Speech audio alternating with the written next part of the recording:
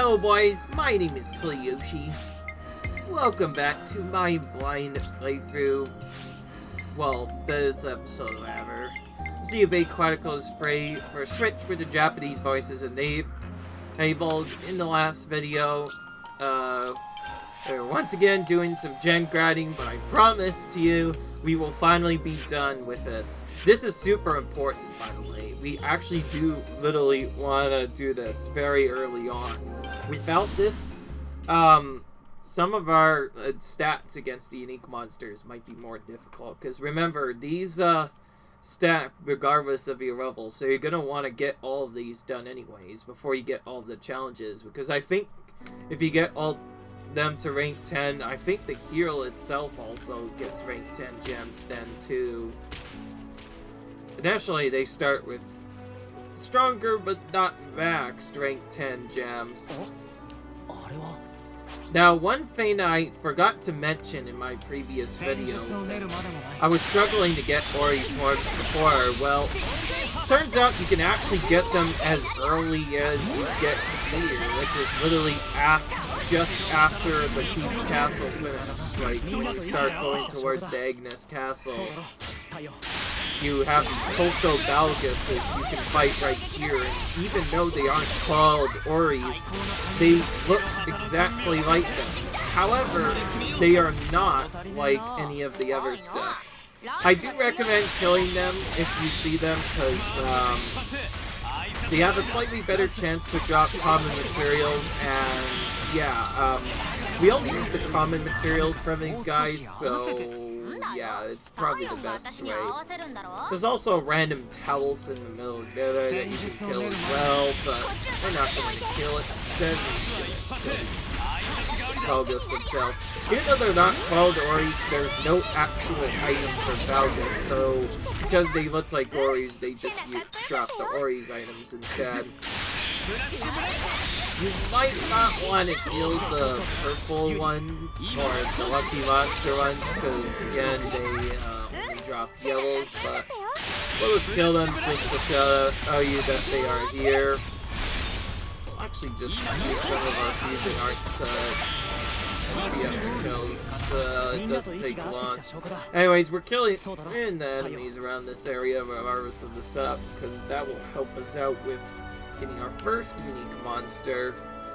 If for some reason you want to like go to a landmark instead, then go to this particular one here, the Ectoxo Verge.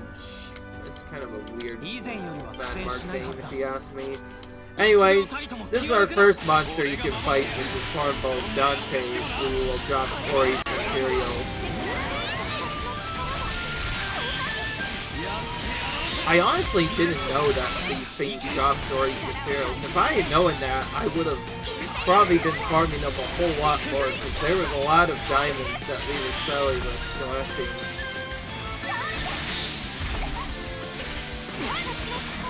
It's gonna be a lot delayed because, yeah, we kind of kicked it off with the side quest. Unlike the previous monsters, at least it doesn't have a despawn set up in time, right?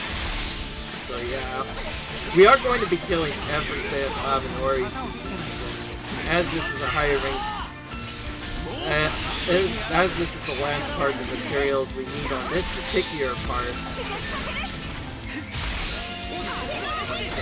Somebody else first since I missed the burst option. I try to time my days so that I basically get it in mid-animation, that's to save the most time. Or other times I'll just cobble it right into like if I'm confident. It's a kind of risky strat, but if it works properly, you can get a daze immediately, and considering dazes are already super common, apples are already super common, but dazes not so much.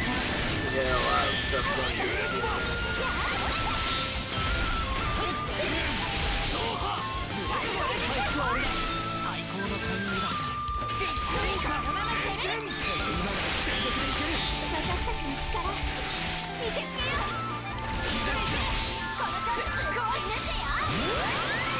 Alright, well, someone's giving him the stick, so we know that. Oh, we're definitely getting materials there. Okay, good thing I used that. I figured they might be low on thirst now.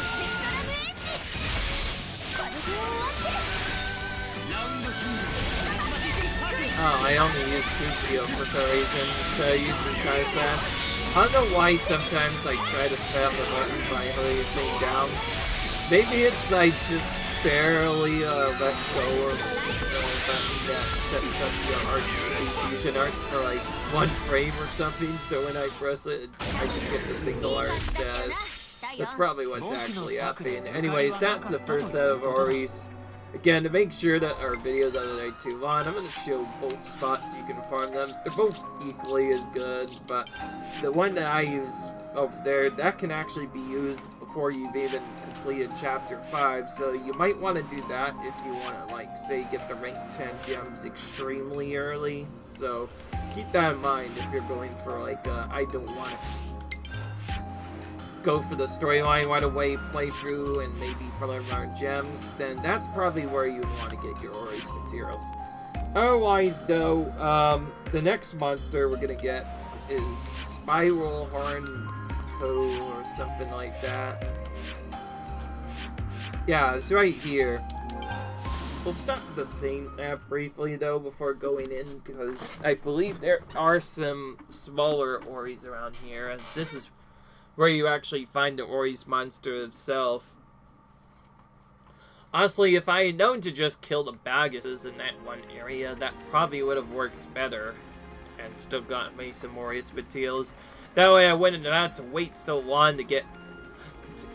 I'll drop, because I am... Anyways, I want to come from here because I wanted to show that there are some Ories you can kill. Assist the abundance this time.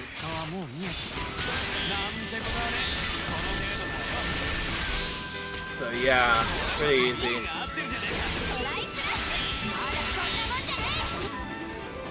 Easy enough.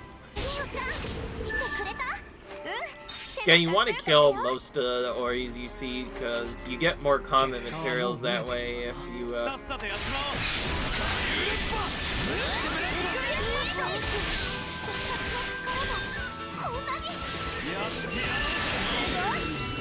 There's a few others spread around the area that you can respawn if you want, but the main one you want to go after in this area is Spiral Horn Pico, which is the elite, or rather unique monster of this area.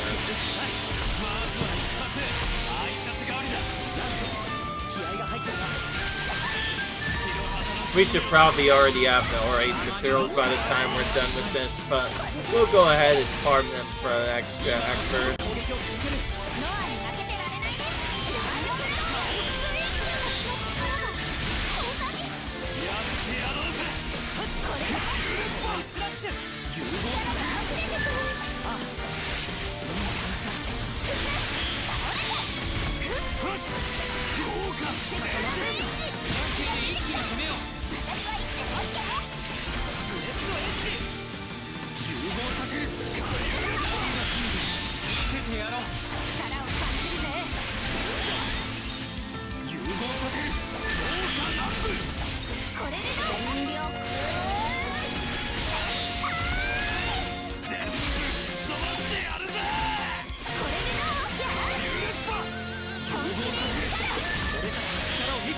Alright.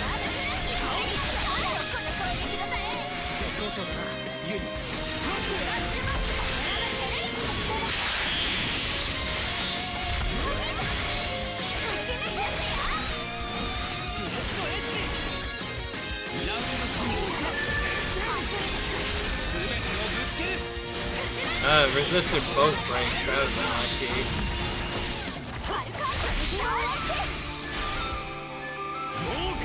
Again, no, not really that long of a fight, and you can get 2 materials from it, so definitely farm either this one or the other one if you want materials. If you want the lowest levels, I've already mentioned those Belgas right there. That's the best spot to farm it. It can be a bit tricky to farm if you haven't killed the meat yet, though, because that meat will sometimes get in your way. No, it is just standing in one spot. Yeah, it'll probably kill you if you had to. If you're level 55 or higher, though, it should be pretty easy enough to just kill, and you won't have to deal with it later. And just like that, that is basically all the materials done with, but because of what I did before, I purposely left the remaining materials to get now, so we are going to just do those now, and just for the fun of it, I'm going to make this a bit more interesting. I'm not going to kill any of the extra Antlo elves around the area. I'm just going to fight this main right away. I'll lift all of them.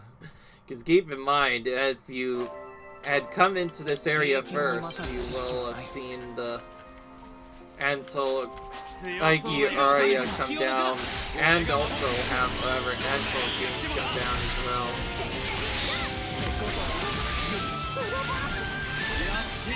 I also want to show you what happens if you don't take her into a corner right away and just keep bursting her there. I just want to show that you don't necessarily have to defeat these minions. These are just something that, especially the first time you take out this monster, you probably just want to kill everything first before you take it out.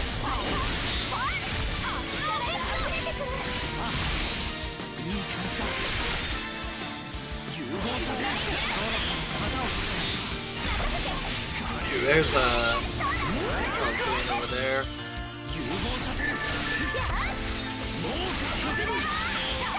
Yeah, it seems we need the purple of those, but the yellow of the flame shells. Anytime it's an orange or a white or yellow item, particularly the yellow items, can actually sometimes be more trickier to get to the purple, since more often than not, getting the purple drops will get in your way of getting yellow materials, which can make it really awkward to find stuff. I know that can be frustrating for people sometimes.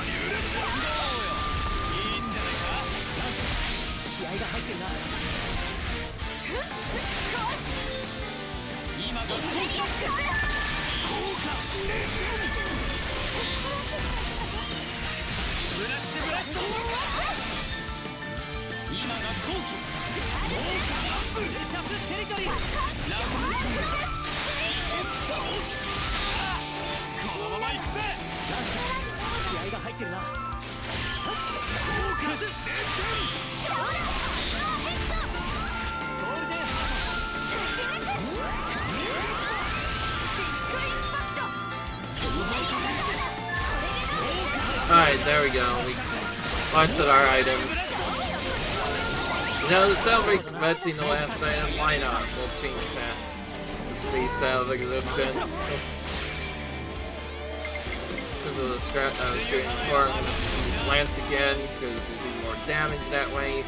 This will probably be only a free chain, but I want to show that here, Lance can do a lot of damage if you do it right. Alright, there's the break. Took 2 tries to get, but we are able to get it.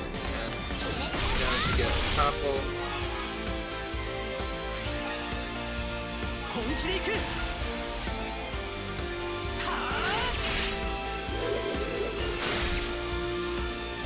I will admit, later on, having Noah on a DPS class is super important. I just didn't do it early on for that matter.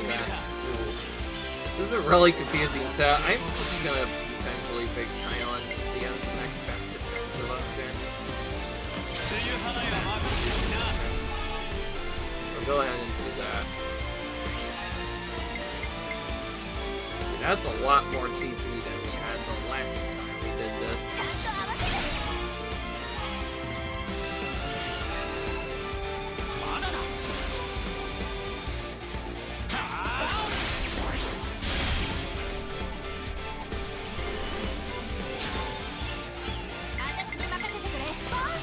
perfect.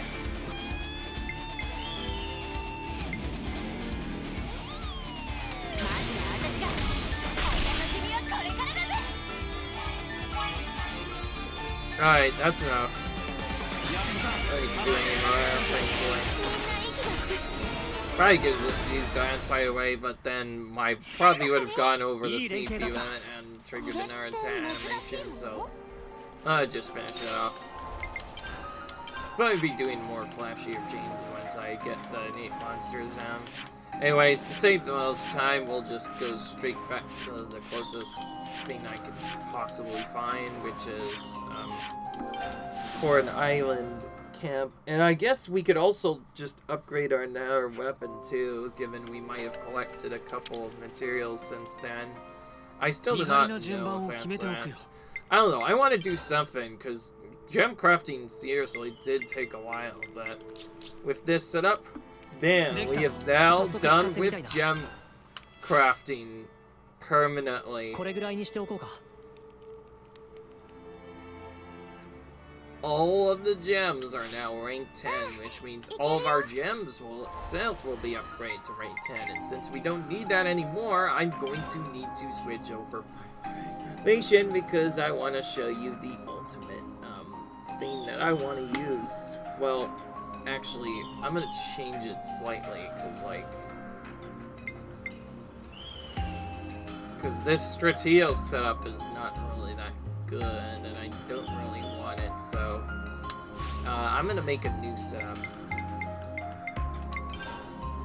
I'll do the classes first, and then I'll save it more later, but the big thing I want to do is I'm thinking use the same safety setup I did in the previous thing, which I think I actually just mirrored that of my other setup that I had, which was the offensive setup, but I had but then I changed somebody over to Life Sage instead of the other stuff. I had Noah as something else, and I think I might just make him a arrow effect. Although, that's not going to matter for the next part, because come the next video, we're going to want a whole Soul Hacker setup anyway, but I figured it'd be nice to show off. Otherwise, I want to show the setup that I used for the super bosses, and I think mimic that still do. First, I need to actually remember what I did. Okay, I'm joking. It's honestly not going to take that long. I'll show at least the class setup. The idea that I found was using Persia with Noah, 2 balanced tanks with someone. I just use Sia as Guardian Commander, so I guess I'll stick with that. At least one person is Lost Vanguard. I'll make Mio my Lost Vanguard to make it consistent. I have her as my Ogre just to make it a bit easier. Then I think last time I had Lance as Life Sage. And although I usually have at least one Medic Gunner for that extra damage, it's not really that necessarily, and it might actually be a detriment to our plan, so I think for this we'll just do Signifier and that. Then to make sure I have a balance of Keevesy classes, I need to make sure that I actually pick, because I have a lot of Agnes classes, but not a lot of Keevesy classes to balance it out, so I need at least one Keevesy class. Thankfully this one seems to have the things I need. This is mostly so I can have the Agnes support arts on the back, so we can also use Lone Exile as well, since it's really good at holding threat, but I think I want to do that. And then the other strat, final strat with this is I want to switch out my main side hero, whatever, for everyone's favorite Earl, or most people's favorite Earl, Fiona. And still, probably the best possible support we can ask for, so yeah. And yeah, as you can see, she now is ranked 10 gems. I think we actually got that even before we had that. I think when you max everyone on a specific class, the hero then gets rank 10 gems by default, because initially they aren't rank 10, but there they are. I'm just gonna... I could just auto-build her. I'm just gonna keep her defaults up.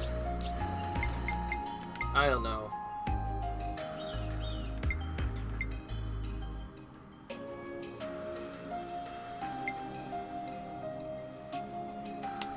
I don't know why Vibrant Arm Strain is on there. So I'll try to boost that with a recommended setup. Not necessarily healing, but I want something that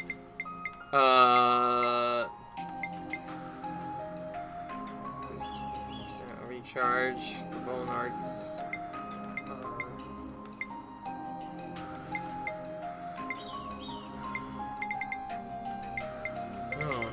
Oh, that's weird. I thought there would be more recommended stuff. I could have sworn there was one that gave you a boost while moving. At least I thought there was. Oh, we got a last Circle of Lightnings. Probably because of all the unique monster grinds we did. But anyways, I'll switch out one of those for the Everfett, and Crystal Earrings is probably not going to be used much, so I'll put that on her as well. And then just keep this on. I guess the main thing is she just has the buffs. That's the main thing. Other than that, though, I'm going to set that up, and then, before I forget it, I'm going to save this as my new party formation on this side, and change the name settings to,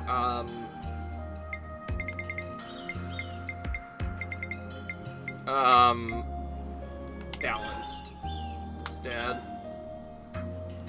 You can also give it a number if you want. The spike one I'm just gonna keep here. That was specifically for that. Otherwise, I'm thinking of using this and maybe this for the other part and using this for the challenges. However, that's gonna be all I'm going to show off. I don't want to show off too much. But I figured I want to at least do that, and then to not waste a lot of time. Oh, jeez, now I'm getting really sidetracked here.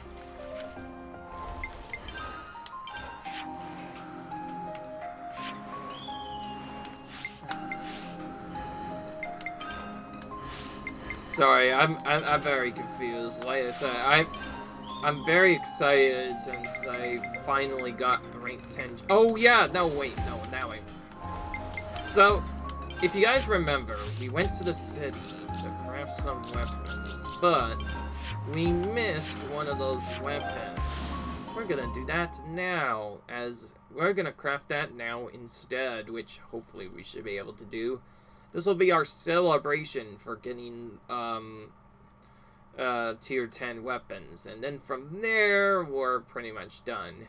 Now there is still a bit of a problem. We still need to farm the no-pawn stones for the challenge effect setups, because like the endgame challenge is gonna be really rough without at least the basic ills up to the right 10. Anyways, last I heard it was Cena's Bade needs to strengthen. Well, we're gonna do that. And yeah, sure enough, we got it on. This is a good Warren 1 to upgrade, considering that we're gonna be using this in basically every super boss battle.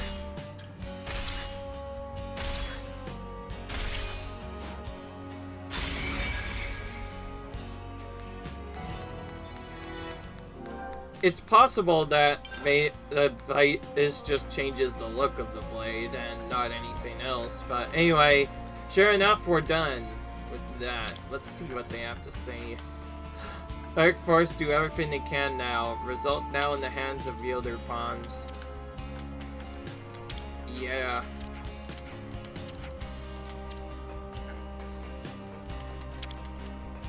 They're basically saying they have idea what to do now. I want to leave post haste, but Salmon block way.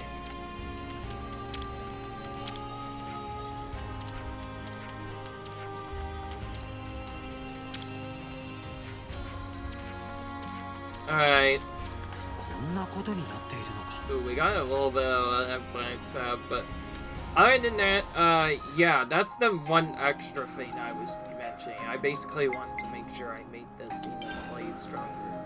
Other than that, though, I'm not gonna show off exactly what I'm gonna do. I am, by the way, going to include Fiona permanently. She's such a good support that I will definitely want her for this next setup. Otherwise, though, sad to say, I'm not going to be showing off much else, because, yeah, finished Gemcrafty. I feel like I deserve a break at this point.